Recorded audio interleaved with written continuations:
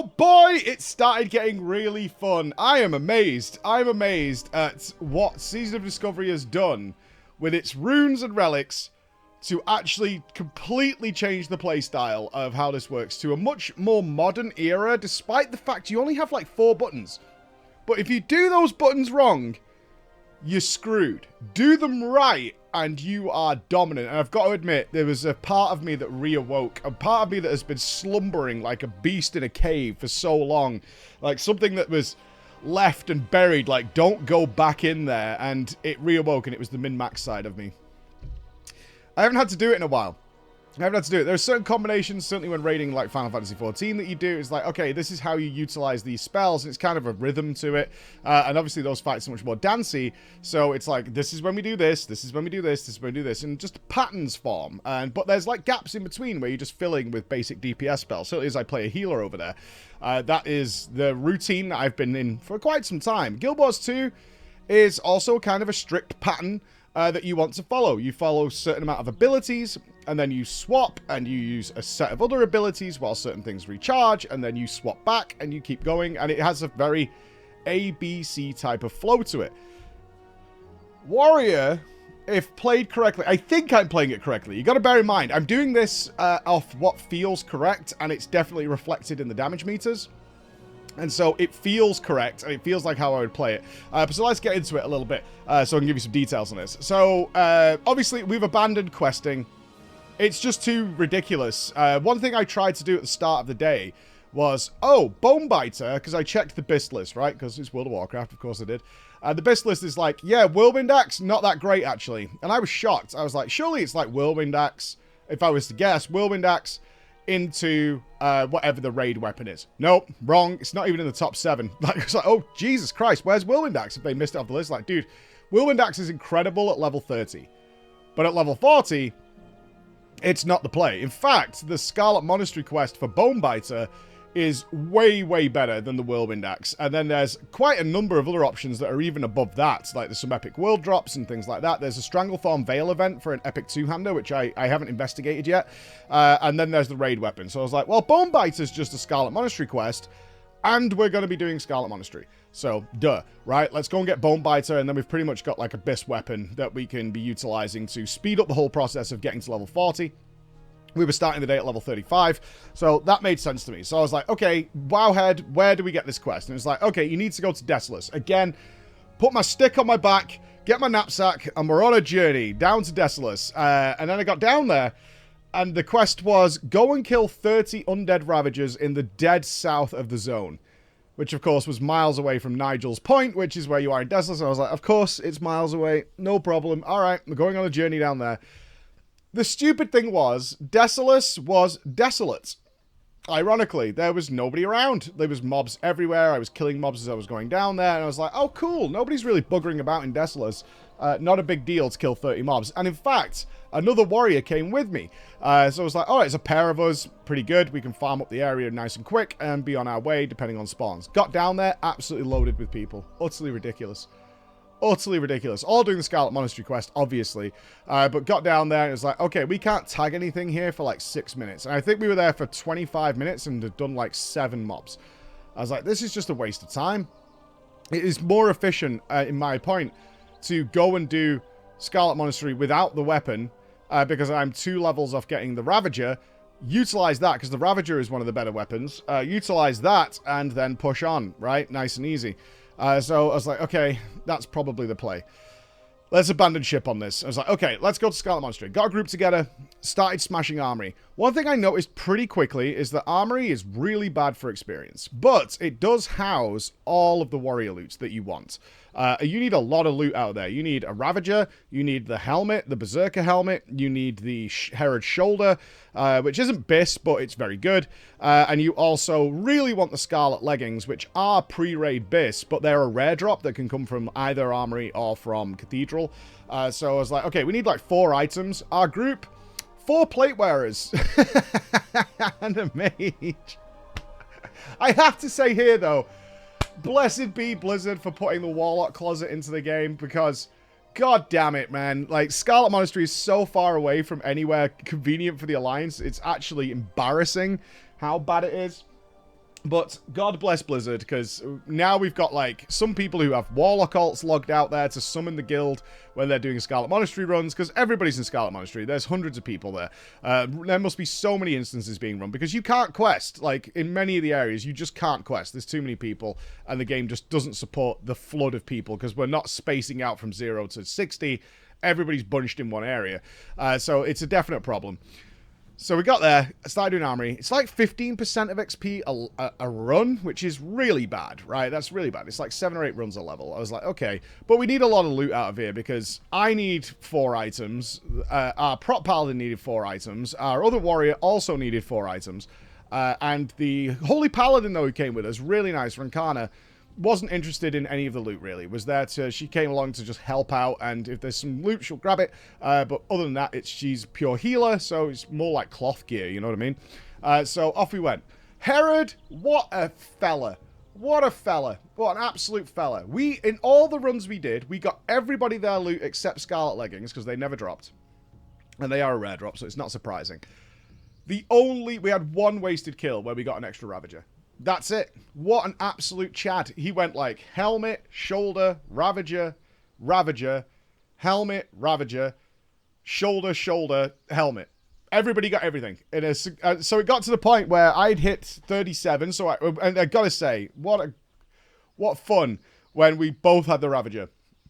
So we had double warriors with Ravagers just spinning and Beyblading everything. And then it dawned on me that this is where the min-maxy side of me rose up. Because I was like, this is actually less damage than I thought it was going to be. And then it starts to come into target caps and things like that. I was like, I think, looking at what I'm seeing, the Ravager is a DPS downgrade at like, unless there's 4 mobs plus, in which case it's definitely a DPS upgrade because it shreds everything. Or it's 3 mobs and you've just entered a flagellation window, in which case it's probably worth. But other than that, the Ravager stops you getting white damage, so your rage generation drops out, and it desyncs your spells, which is actually a big part of playing Warrior. And all this, you can hear it, can't you? You can hear it. All this came back. This is how we push maximum damage. And I've got to admit, I liked it. I did. I enjoyed it. I was like analyzing which way we want to do it, which order of spells. Okay, we can put a gap in here. Okay, we can extend the flagellation window, but we don't actually want to do that in certain occasions. But I can't do... I was almost like making the guide for myself like I would have done all those years ago. It's like, okay, so you want to make a choice here, because it's not... It reminded me of the old guides I used to watch, where it's like, if this happens... Like, people like simple answers, right? Certainly in World of Warcraft. If it's 3+, you do this. But that's not quite true, because it's like, it's 3+ if you do this, but also this condition is met. Otherwise, it's this, but this condition's not met, so you don't want to do that. And maybe the situation changes, so you want to adapt on the fly. So the first thing you want to do is make a cancel or a Bladestorm macro. You can cancel it with any ability, but I want the control on 1 finger, so I can then make decisions out of that. It also depends when your cooldowns are coming back, because you might be you're missing out on flagellation windows, which is a 25% damage increase. So you want to utilize that. Also, Sweeping Strike is back, so you want to time your Sweeping Strikes exactly with Berserker Rage, because Sweeping Strikes has a 1-minute cooldown, Berserker Rage 30-second cooldown, and that mixes exactly with the cooldown of Berserker Rage, but you can squeeze another one in, and all this came back. And I was like, oh my god, this is really fun. And when it paid off, Warriors shone. They shone so brightly, so brightly. The only thing that destroyed us was a mage going ham, which is expected. A mage going ham is just ludicrous, exceptional fun. But overall XP gain's not great. Spent most of the day in Armory, getting it done, swapping a couple of people out. We took a little break at 36 to go and get Whirlwind, because it was like, Whirlwind's just going to be way better. And other people had leveled up, so they were going to get new spells. So it was like, right, let's take a break, go and get new spells, and then come back. So we did that, and also did the raid as well, I think. I'm not sure if we did the raid yesterday. I actually can't remember. BFD has become a bit of a blur, because you can just smash through it, but didn't get anything out of that, really. And then came back. So once we got all the loot, because Herod was being really nice to us, I was like, we should probably go try out Cathedral and see if it's the same. Because right now, this is kind of also becoming inefficient. We're just not gaining enough XP. Despite the mobs are yellow, it's taking too long. And ultimately, there's just not enough experience in the dungeon without... We're not strong enough to pull the whole dungeon. And it'd be much more technical than what we're doing now to do that. So we went to Cathedral, which was 25% of a level, if not more, like 25 to 30. And I was like, okay, this is what we're doing tomorrow. This is what we're doing. So as I finished up the stream, I discovered a couple of new things that I've not had been able to play with because my time in Classic was very short-lived. Once it hit into the, oh, now I'm just... the original Classic I'm talking about. When it got to, oh, I'm just playing Classic now, because we were, like, clearing Molten Core and whatever, I was like, that's not what I want from this. I wanted a nice nostalgia blast. I wanted to have fun. I'm not particularly interested in, like, farming this week on week. So that's when I dropped out. So I missed out on a number of things. And one of them was the world buff situation. Because they put an item in the game, and rightfully so, because world buffs are really cool and really fun, and they didn't want to remove them. But people were obviously being a bit more intense about Classic than Blizzard expected. But also just wanted to have fun and be super strong when raiding. Nothing wrong with that. So they put the... I forget the name of it, but it's an item that like sucks your world buffs into a container, and then you can reboon yourself later on. You can rebuff yourself later on whenever you do it, so you're not wasting them.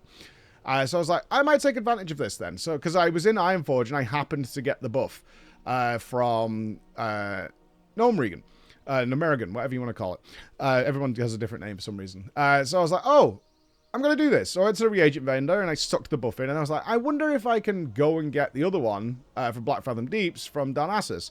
So I went over to Darnassus. This is while I was off stream, so I was just flying around and doing other things with my real life while these ridiculous travel times were underway, and got it. So I like uncorked my thing to give me both buffs.